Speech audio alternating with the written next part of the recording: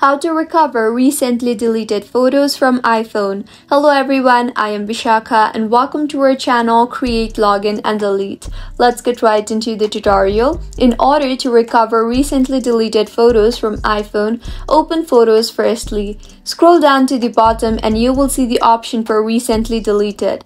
Tap on that and now enter your Face ID or passcode and tap on the photo or video you want to recover. You will see the option for recover on the bottom right of your screen. Tap on that and then tap on recover video, and with this, the photo or video will be recovered. Also, open Google Photos on your device. You can easily download Google Photos from the App Store. Here, make sure you have made a backup of your device in Google Photos. Tap on the Allow Access to All Photos option and make a backup, and you will be able to recover recently deleted photos too. Lastly, launch the Settings application on your device and tap on your name banner.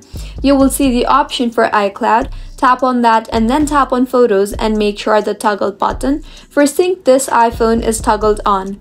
Once this toggle button is toggled on your photo library will be backed up in iCloud.